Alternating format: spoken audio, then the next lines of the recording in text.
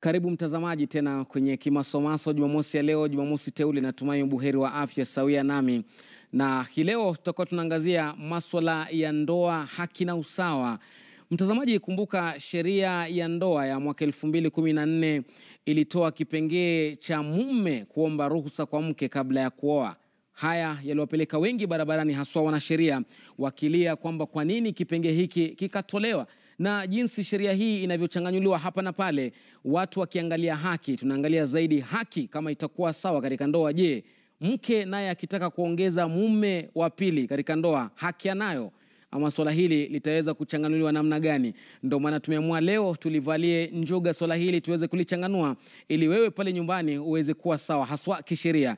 Niko na jopo langu hapa la wanasheria pamoja na washauri pamoja na washiriki ambao watachangia moja kwa moja. Pia wewe na kuruhusu uweze kuchangia katika KTN News @LoftMatambo, Brandon Mgera ni mshauri wetu, #ni Kimasomaso.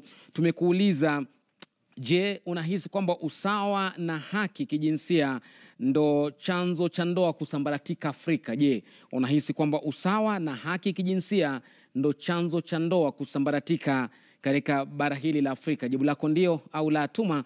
Tutakuwa tunaangazia. Kwanza tupate vidokezo.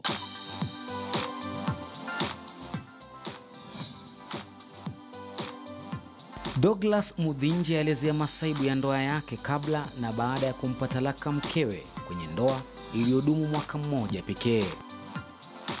Elewa kwamba katika mfumo huu wa ndoa wa Kiafrika, mume ana hiari ya kuoa wake wengine.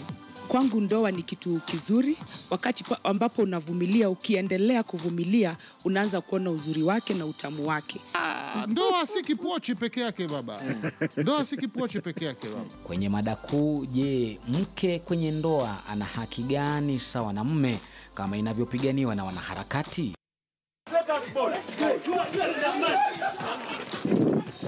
Na kwenye kimbwanga cha wiki twa kuvunja mbavu namna hii.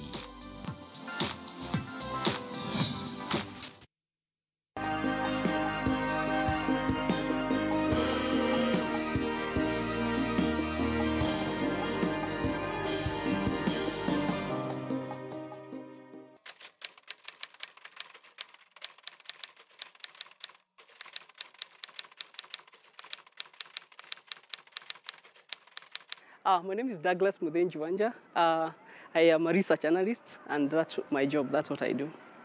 My birthday is 1991. I was born in 1991, September 6. Wow. Yes. I've had a very difficult life when I was growing up, and for my high school, I happened to go to Starehe Boys Center. That's where I started my life. And then from there, I went to the University of Nairobi, where I did my degree in economics.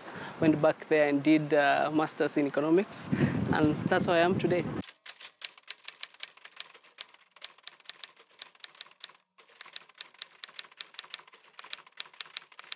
Yeah, I've had a very good experience in dating, and actually I've dated once, and actually almost said I do. And I dated a lady for a whole year, but I'd known her for some time. And at some point it could not work, so I had to call it off.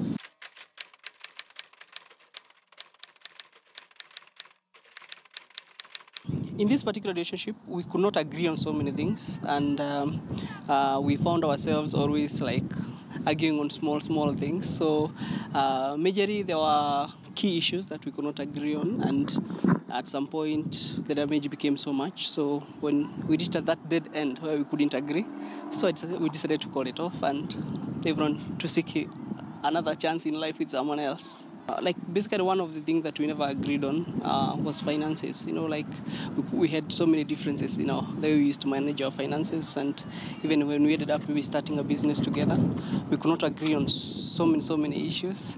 That was one aspect of it. The other aspect of it we could not agree on is how fast we wanted to do things, because one of us wanted things to run very fast and terrific, and wanted to have things run in a specific way, where the other spouse was not ready.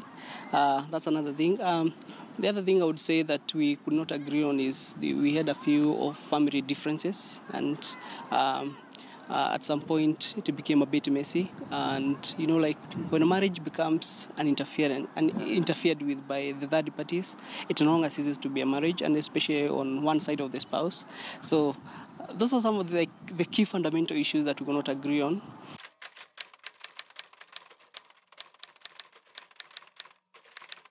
The whole thing coming down again brought me down in so many aspects, like you lose everything that you have worked for a whole year or 2 years, and then on top of especially the financial aspect of it, as a young graduate, as someone that you don't have anyone in this particular city to depend on, and all of a sudden you're breaking away, things like in this particular case we actually decided like let's share things, we're a very young couple, so let's share things.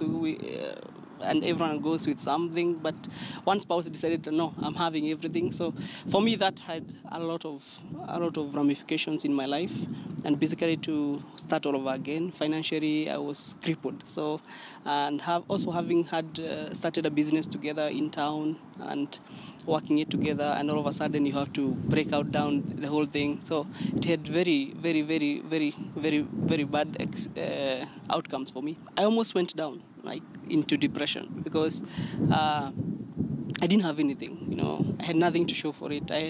2 years of working, businesses starting, and I had nothing to show for it. And for me, it almost broke down my life. So I thank my church, because it's out of church that I managed to stand up again and smile again, because it was so hard for me at the beginning.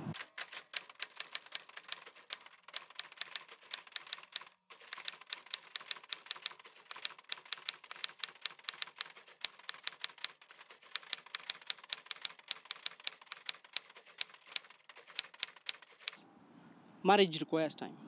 And one of the biggest mistakes that I made at first is that I rushed things. I was out of campus like any young graduate. I always wanted to start a family. I always wanted to be happy. So I decided to venture into marriage. And 2 months we had moved in. And the third month you discover, so there are some issues that we can't handle together. So I always say that time is everything. Time is everything in a marriage. Get to know each other.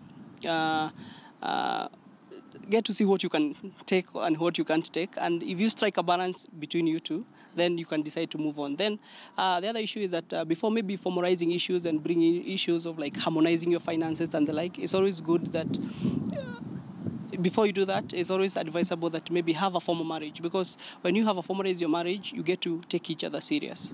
Because I think one of another undoing in our marriage is that before even we formalize things, we already in business partners, we already doing things together. So that was another issue.